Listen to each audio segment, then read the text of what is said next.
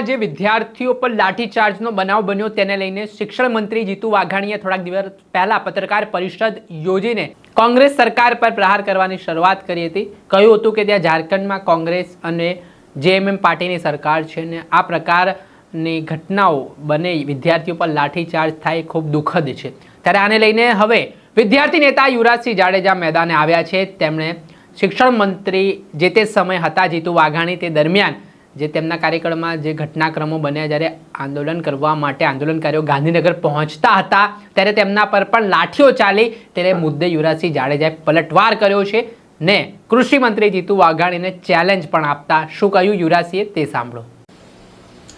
નમસ્કાર, જય હિન્દ, જય ભારત। યુવરાજસિંહ જાડેજા ગુજરાતના ભારતીય જનતા પાર્ટીના જે નેતાઓ અને મંત્રીઓ જે છે એ વર્તમાનમાં લાજવાની જગ્યાએ ગાજી રહ્યા છે। એને ઝારખંડના પેપર લીકની ચિંતા થઈ રહી છે, પરંતુ એના જ રાજ્ય એટલે કે ગુજરાતના રાજ્યની અંદર 34 પેપરો લીક થયા એની ચિંતા નથી થઈ રહી। અને અત્યારે વર્તમાનમાં એવું કહી રહ્યા છે કે ઝારખંડની સરકાર છે એ બાળકોની સાથે એટલે કે વિદ્યાર્થીઓની સાથે અમાનુષ્યભર્યું વર્તન કરી રહી છે। હવે દિલ્હીની અંદર હમણાં જ જંતર મંતરના મેદાન ઉપર જ્યારે આંદોલનો થયા ત્યારે એની ઉપર જે લાઠીચાર્જ કરવામાં આવ્યો, એની ઉપર જે બર્બરતા આચરવામાં આવી, જોવા જઈએ તો જે પેલેટ ગનનો ઉપયોગ કરવામાં આવ્યો, ત્યારે તમારી આ અભિગમ ક્યાં ગયો હતો?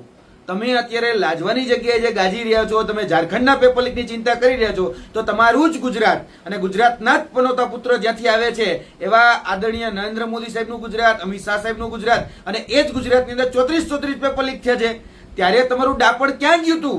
કારણ કે આ ડાપણ ત્યારે પણ દેખાડતું ને, કારણ કે ગુજરાતમાં છેલ્લા 10 વર્ષમાં 2014 થી લઈને 2024 સુધીમાં 34 પેપર લીક થયા છે, અને આ 34 લીક જે પેપર લીક થયા એના આરોપીઓ ક્યાં છે? એને તો તમે છાવરોનું કામ કર્યું છે, એને તો પકડીને ભારતીય જનતા પાર્ટીના કોષાધ્યક્ષ બનાવ્યા છે, યુવા મોરચાના અધ્યક્ષ બનાવ્યા છે। ત્યારે તમારી આ જે સુફિયાની વાતો જે છે એ હાથીના દાંત જેવી કેમ થઈ જાય છે? ગુજરાતમાં જ્યારે વાત કરવાની આવે ત્યારે હાથીના દાંત દેખાડવાના ચાવવાના અલગ બની જાય છે। ઝારખંડના પેપર લીકની વાત કરવાના, ઝારખંડની રીતે કામ કરશે, તમે ગુજરાતમાં શું કામ કર્યું એ કહ્યું ને। ગુજરાતના વર્તમાનના જે યુવાનો જે છે એ યુવાનો સાથે અત્યારે જે અત્યાચાર અન્યાય કરવામાં આવે છે ત્યારે તમારી કેમ બોલતી બંધ થઈ જાય છે? ગુજરાતની અંદર પેપર લીકો જો થઈ જાય છે, પેપર લીક થાય છે ત્યારે તમારી બોલતી બંધ થઈ જાય છે। જોવા જઈએ તો છેલ્લા પેપર લીકનો કાયદો બનતો હતો ત્યારે એ પેપર લીકનું જ્યારે બિલ રજૂ કરવામાં આવ્યું વિધાનસભામાં, ત્યારે કોંગ્રેસે જે વાત કરી હતી કે ભાઈ તમે આમાંથી યુનિવર્સિટીઓને બાકાત કરી નાખો, અને એ યુનિવર્સિટીઓ જ્યારે બાકાત થઈ ત્યારે 2023 થી લઈ અને 2026 સુધીમાં યુનિવર્સિટીના 9 પેપર લીક થયા છે। આ 9 પેપર લીક થયા એમાં તમે શું કર્યું? તમે ફક્ત પરીક્ષા રદ અને તમારા જે મળતિયા, તમારા જે લાગુ કે તમારા જે ઓળખાણવાદ પરિવારવાદના જે લોકો હતા એને તમે એસઆઈટીના નામે કે તપાસના નામે છાવરી લીધા અને બચાવી લીધા। એના છત્રછાયા ઉપર તમારા આશીર્વાદ છે। એટલે ક્યાંક ને ક્યાંક જે અત્યારે ઝારખંડના બાળકોની જે ચિંતા કરી રહ્યા છો ત્યાં તમને અમાનુષ્યભર્યું વર્તન દેખાઈ રહ્યું છે, ત્યાં તમને એવું લાગે છે કે જે લાઠીચાર્જ કરવામાં આવી રહ્યો છે અયોગ્ય છે। તો ગુજરાતમાં પણ એ જ ઘટનાઓ ઘટે છે। ગુજરાતની અંદર પણ જ્યારે પેપર લીક થતા હતા, જ્યારે ભરતીઓ કરવા નહોતા થતા, શિક્ષકો જે ભાવિ શિક્ષકો હતા એ વિદ્યાર્થીઓને મારવાનું કામ તમારી જ પોલીસે કરેલું છે અને તમારા આદેશથી કરેલું છે, ત્યારે તમે કેમ કહી શકાય કે આવા આદેશો આપતા હતા? ત્યારે તમારે સુફિયાની જે વાતો હતી એ તમારી નહોતી ચાલતી?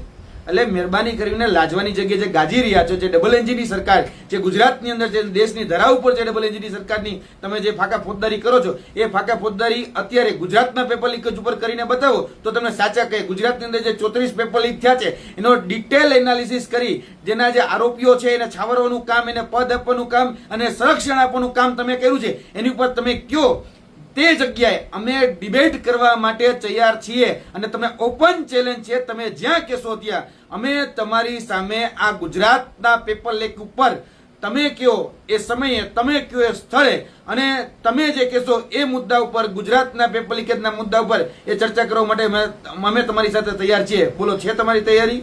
તો બતાવજો અમને। જય હિન્દ, જય ભારત। જે આપણે સાંભળતા વિદ્યાર્થી નેતા યુવરાજસિંહ જાડેજા તેમણે આ મામલે નિવેદન આપ્યું છે અને જે ઘટનાક્રમ સામે આવ્યો છે તેને લઈને સવાલો ઉઠી રહ્યા છે। જે પરિસ્થિતિ ત્યાં વિકટ બનતી દેખાય કે જે લાઠીચાર્જનો બનાવ બન્યો ત્યારે ગુજરાતના કૃષિ મંત્રી હવે શિખામણ આપી રહ્યા છે કે ઝારખંડમાં યુવાનો સાથે ખોટું થયું। ત્યારે યુવરાજસિંહે કહ્યું કે ગુજરાતમાં તમે શિક્ષણ મંત્રી હતા, તમારા કાર્યકાળમાં જે થયું એ શું હતું?